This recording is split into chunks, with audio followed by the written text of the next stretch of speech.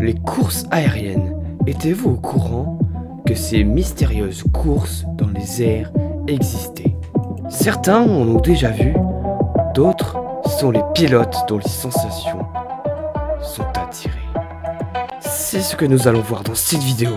Vous allez tout savoir et apprendre ce qu'est une course aérienne.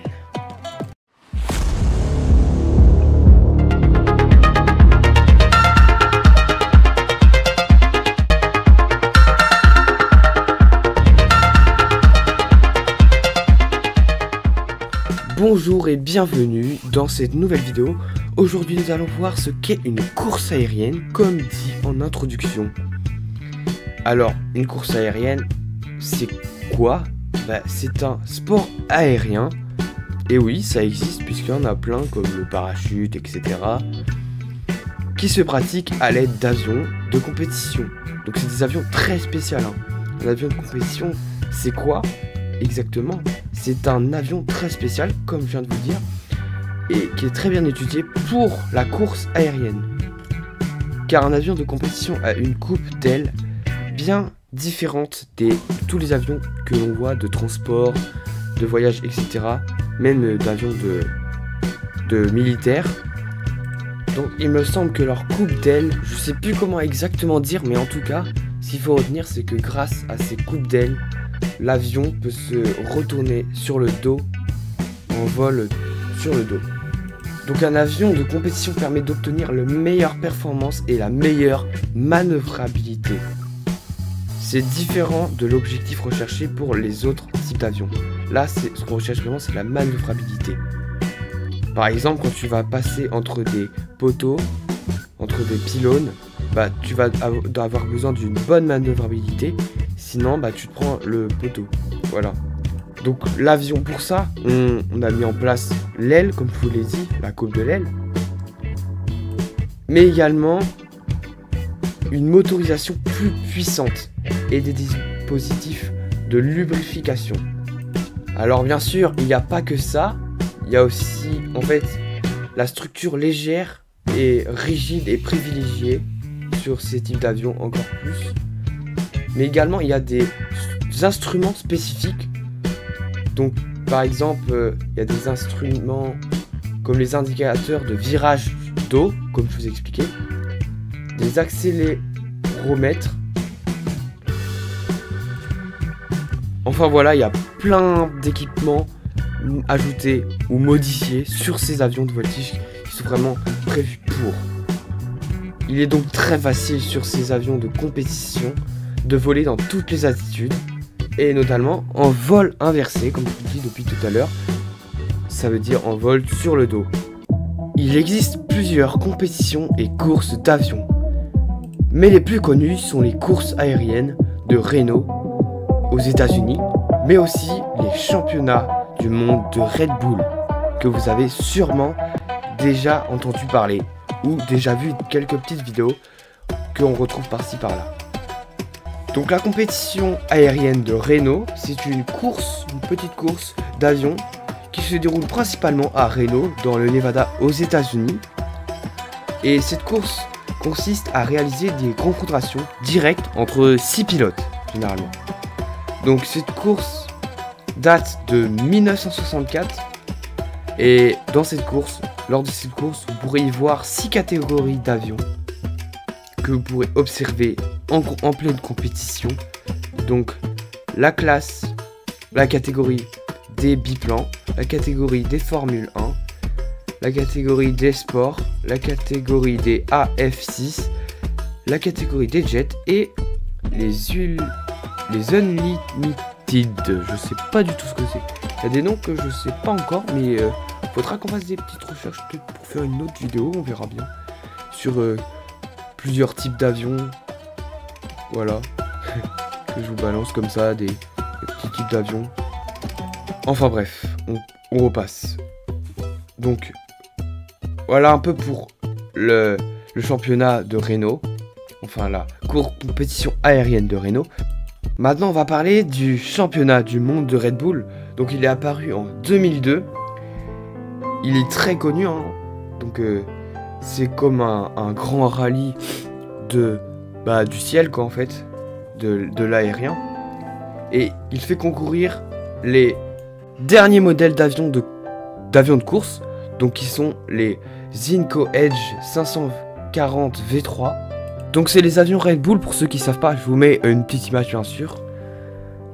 Et moi honnêtement, je vous dis j'adore cet avion, il est incroyable quand je le vois, j'ai vu des petites vidéos où il était en compétition, même que j'ai vu des vidéos où il était en train de voler sur le dos et en bas, il volait très très bas et t'avais une voiture Red Bull aussi qui avançait, c'était vraiment trop stylé, j'adore cet avion.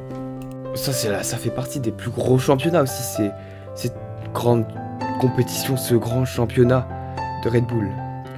Et donc il peut avoir lieu un peu partout dans le monde. Donc il y a eu des saisons de 2003 à 2019. Et malheureusement il y a eu énormément d'accidents. Je vais pas tous vous les citer, il y en a tellement. Et du coup malheureusement la compétition se sont arrêtées en 2019 où il y a eu la dernière saison. Donc en fait le principe c'est qu'il y avait 14 pilotes qui concouraient ensemble avec des avions identiques. Enfin, l'extérieur ils pouvaient le peindre, enfin je sais pas comment ça se passe hein, mais voilà, ils pouvaient être différents en termes de motifs, par exemple Red Bull etc. Mais par exemple le moteur c'était le même, enfin tout, en fait il n'y avait pas d'avantage. Au contraire de la compétition de Renault, bon c'était quand même par catégorie, mais bon. Enfin voilà, globalement la course consistait à passer à très basse altitude, comme je vous l'ai dit tout à l'heure, dans des parcours où il y avait des pylônes gonflables. Donc comme je vous ai dit, vous forcément, enfin peut-être pas, mais moi en tout cas j'ai déjà vu plein de vidéos là-dessus. Donc c'est pour ça que je vous dis que c'est pas mal connu. Franchement, les vidéos vraiment que j'ai vues sur cet avion avec les pylônes là, pas dire que ça me donne envie de le faire, mais ça doit être quand même cool de le faire ça. Hein. Donc voilà un peu pour ce gros championnat. Donc globalement, les disciplines de la voltige aérienne sont très variées. Donc comme par exemple la voltige aérienne, la navigation aérienne, les courses aériennes. Et elles sont très diversifiées en passant de courses de planeur à compétition d'aéromodélisme. C'est les petits avions que tu lances là. Ou les petits avions que tu contrôles rien qu'avec la puissance de l'air, mais que tu contrôles toi pas la puissance de l'avion, du coup vu qu'il n'y a pas de moteur, que tu fais juste planer, qui est de plus en plus répandu, et aussi très connu maintenant, des courses de drones. Franchement ça doit être stylé, vraiment ça doit être stylé. Donc voilà un peu pour les courses aériennes. Voilà, moi autant vous dire que ça m'a vraiment donné envie de voir des courses aériennes. Bah malheureusement c'est pas très répandu dans le monde, c'est pas aussi répandu bien sûr que l'automobile. Hein. On se comprend hein, parce que... On se comprend, je pense. Et ça m'a vraiment donné envie par contre de voir des beaux avions là parcourir le ciel sur des parcours de pylônes, surtout ça c'est incroyable. En plus si j'ai de la fumée sur certains, enfin c'est... pour la petite anecdote, j'avais déjà fait des petites recherches. Mais du coup, j'étais pas sûr pour le coup que ça existait. Du coup, bah, je me suis dit, allez, cette semaine, je fais une vidéo sur les courses aériennes. Comme ça, je vois qu'est-ce qu'il en est. Parce que vraiment, je n'y connaissais pas grand-chose. Et voilà, je suis très heureux d'avoir fait cette vidéo avec vous. Donc en bref, il existe beaucoup de types de compétitions avec beaucoup de différents types d'avions et d'épreuves, bien sûr, variées. Comme, je vais vous en citer quelques-uns, comme la course contre la montre, la course contre la montre entre pylônes, ou la course tout court entre pylônes, la course sur ovale, donc les épreuves techniques, et les rallyes sur une boucle, voilà, il y en a plein. Donc, parmi les plus connus des pilotes ayant participé à des courses aériennes, on a Maurice Arnaud, Louis Bleriot, Jacqueline Cocheran, Glenn Curtis, Raymond Delmotte et bien d'autres. Alors désolé si j'ai écorché les prénoms et les noms, mais voilà. Pour conclure, les courses aériennes font partie d'un vaste monde extérieur auquel même moi par exemple je ne prêtais pas très attention et auquel je ne m'étais même pas sûr de son existence. Mais c'est un élément qui anime les passionnés d'avion les passionnés d'aviation, les passionnés de course ou même les passionnés de sensations fortes. C'est un sujet que l'on ne révèle pas forcément du monde de l'aéronautique, alors que je pense que lui aussi a le droit à sa place dans le monde de l'aéronautique, a le droit qu'on en parle plus, je pense. C'est un peu pour ça aussi que j'ai fait cette petite vidéo, vous expliquant un petit peu les courses aériennes. Sur ce, j'espère que vous avez aimé cette vidéo. N'hésitez pas à me déposer un petit like et à vous abonner, ça me fait extrêmement plaisir. Et moi, je vous dis à la semaine prochaine pour la prochaine vidéo. Allez, à plus.